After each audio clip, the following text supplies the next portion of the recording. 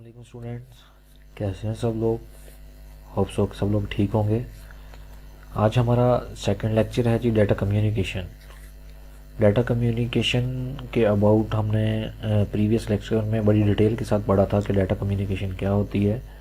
जब दो डिवाइसेस के दरमियान हमने डाटा ट्रांसफ़र करना होता है या जो दो डिवाइसेस के दरमियान डाटा ट्रांसफरिंग या टू प्रोसेसिंग का जो प्रोसेस है उसको हम क्या बोलते हैं, डाटा कम्युनिकेशन।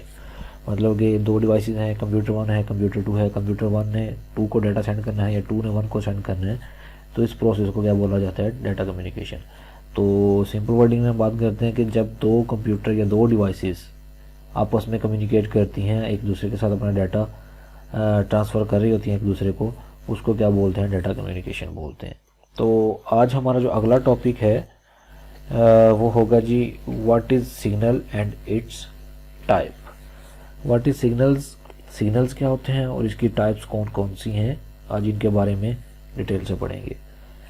देखें, हम बात करते हैं एक दूसरे के साथ, तो कोई ना कोई सोर्स यूज़ हो रहा है हमारे दरमियान में, और रियल वर्ल्ड में बात करते हैं तो दो लोग जब बात कर रहे हैं तो उनके दरमियान में कोई ना कोई जो सोर्स यूज़ हो रहा है, कोई वेव्स यूज़ हो रही हैं, कोई शुआएँ यूज़ हो रही हैं। रियल एनवायरनमेंट में हवा के ज़रिए हमारी जो साउंड है, हमारी आवाज़ जो है एक दूसरे को सुनाई देती है।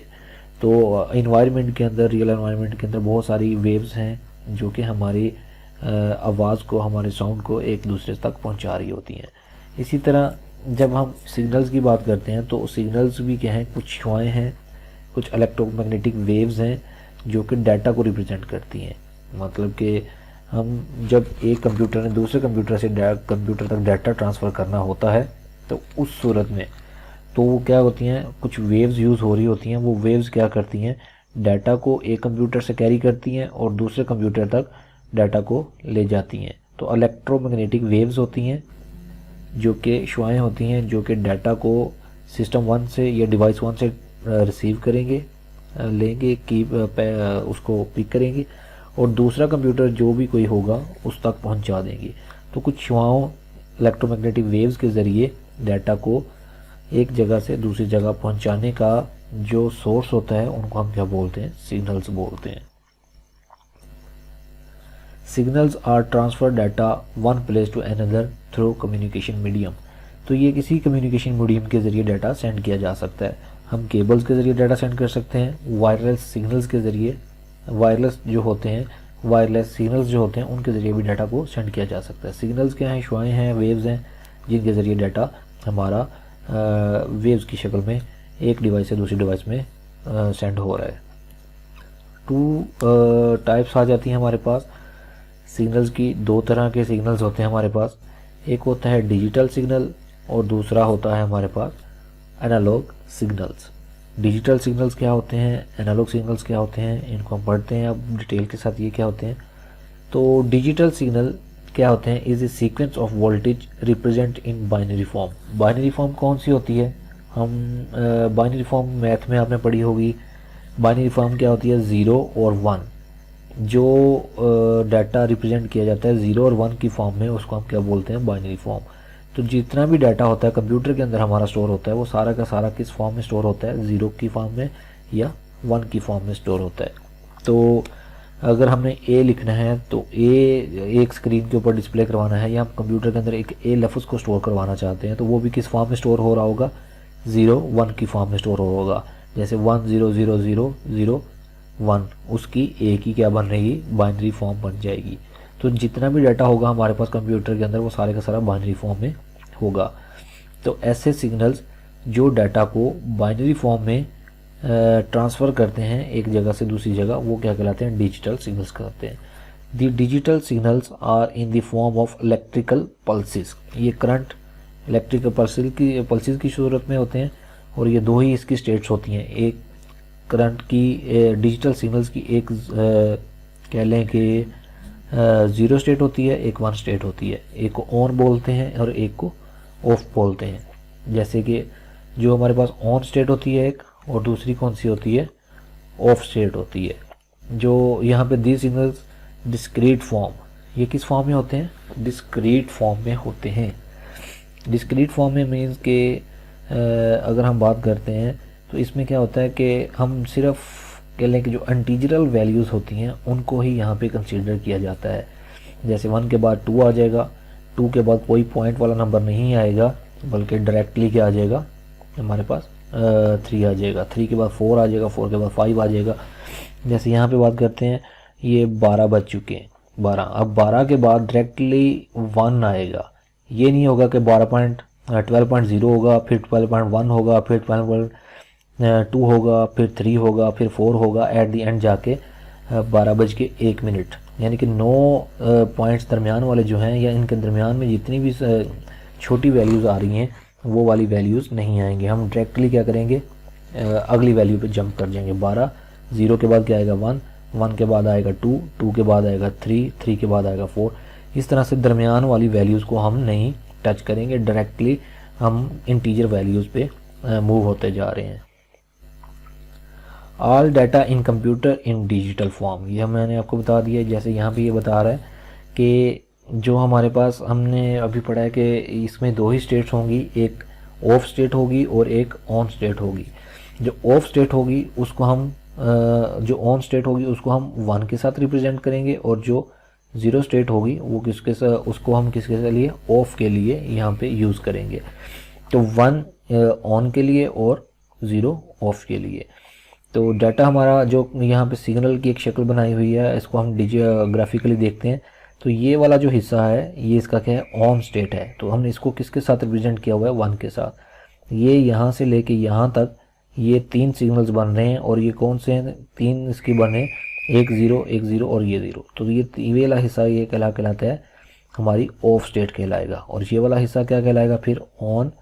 और यहाँ के इसका मतलब क्या है, उस डिवाइस के अंदर करंट नहीं है, मतलब कि उसके अंदर कुछ भी नहीं है। तो यहाँ पे 0, यहाँ पे 1, यहाँ पे 0, यहाँ पे 1 और यहाँ पे फिर ये 0। तो इस तरह से ये सिग्नल के आप देख रहे हैं, यहाँ पे एक स्टेट ये 0 वाली है और एक स्टेट 1 वाली है, दरमियान में इसके कुछ भी नहीं है। ये 0 स्टेट होगी और ये 1 स्टेट होगी। ऐसा नहीं होगा कि 0.0 ये आ जाएगा, 0.1 ये आ जाएगा, 0.2 यहाँ पे आ जाएगा, 0.3 यहाँ पे आएगा, 4 5 6 7 8 9 और फिर क्या आएगा 0 के बाद यहाँ पे 1। तो ऐसा नहीं होगा, दरमियान में कोई वैल्यू नहीं है, सिर्फ 0 के बाद हम कहाँ पे जंप कर रहे हैं, 1 पे।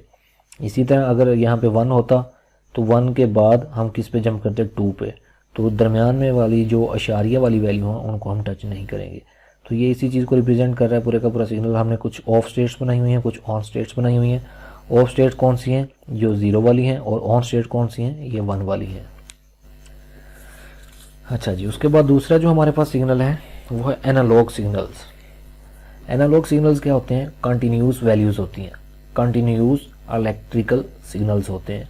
इसमें हम क्या होता है कि जो सिग्नल्स होते हैं एक वैल्यू से दूसरी वैल्यू में जाने के लिए, यानी कि एक स्टेट से दूसरी स्टेट पर जंप करने के लिए दरमियानी जितनी भी वैल्यूज़ होती हैं उन सब को टच किया जाता है।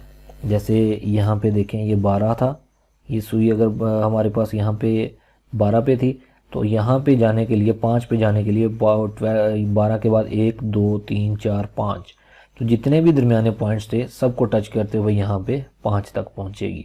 अगर यहाँ पे 1 भी है तो 1 के बाद 1 के दरमियान में भी जितने पॉइंट्स हैं 1 को भी टच करते हुए आगे 1 पे पहुँची है। तो ऐसी वैल्यूज़ जो कंटिन्यूसली यूज़ होती हैं, जो कंटिन्यूसली होती हैं, जिनके दरमियान कोई वक्फ़ा, कोई कह लें कि 2 स्टेट्स नहीं होती, इसमें काफ़ी सारी हमारे पास पॉइंट्स होते हैं, डेसिमल्स नंबर्स भी होते हैं इसमें, तो हर तरह की वैल्यू इसमें यूज़ होती हैं।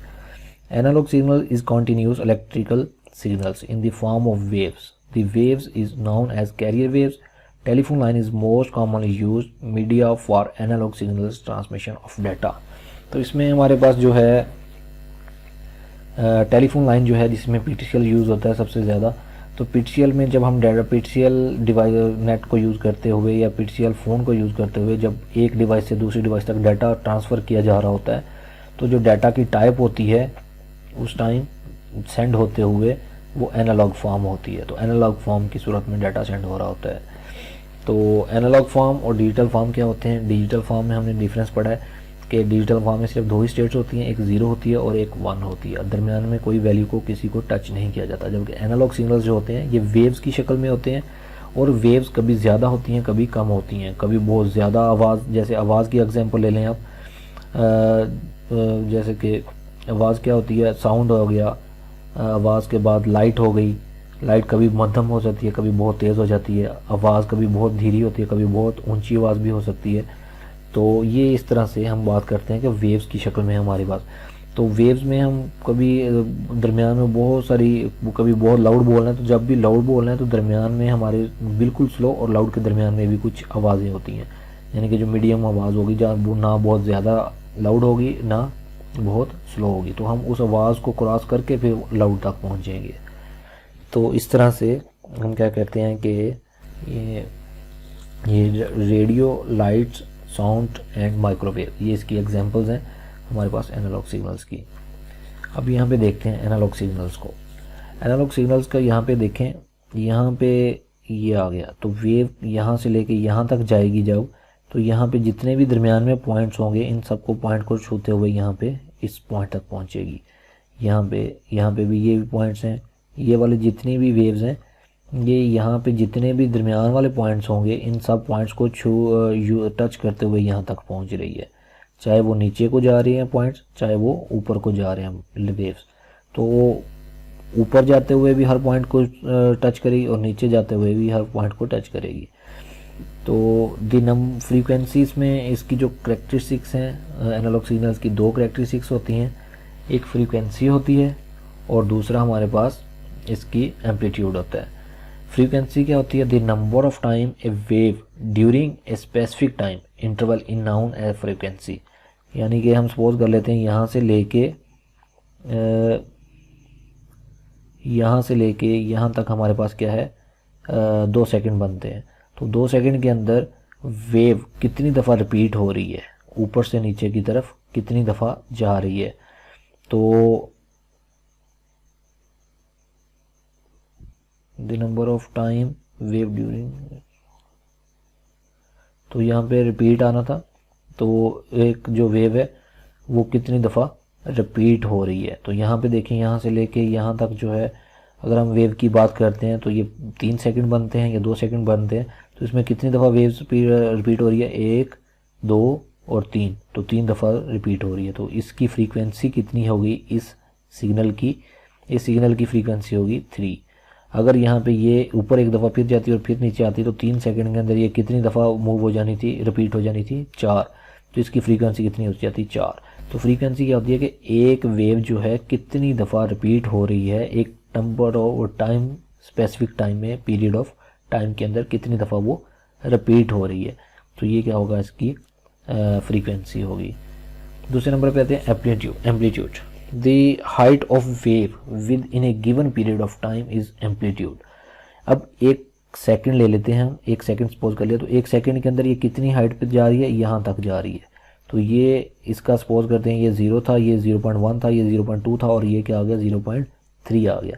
तो इसका एम्पलीट्यूड कितना हो गया, 0.3 हो गया। अब इसकी बात कर लेते हैं, तो यहाँ पे इसका भी एम्पलीट्यूड क्या होगा, 0.3 होगा, क्योंकि सेम है।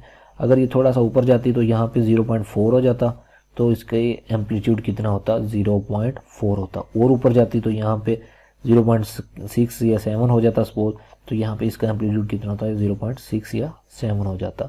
तो इस तरह से कह लें कि एम्पलीट्यूड और जो हमारे पास फ्रीक्वेंसी थी उसको भी पढ़ लिया। 2 तरह के सिग्नल्स पढ़े हमने, एक डिजिटल सिग्नल होता है और एक एनालॉग सिग्नल्स होते हैं।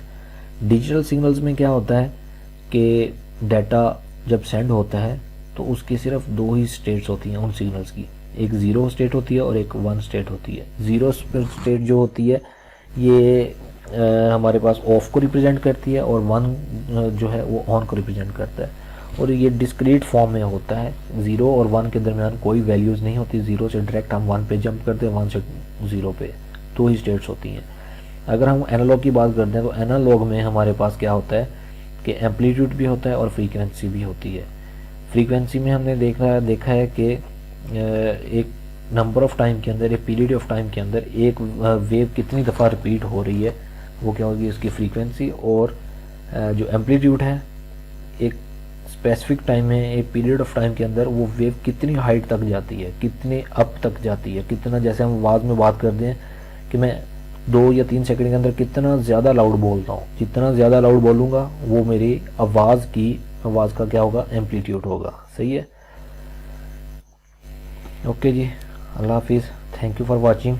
अगर आपकी कोई क्यूरी है तो आप कांटेक्ट कर सकते हैं, मेल वगैरह कर सकते हैं। ओके जी, अल्लाह हाफिज़।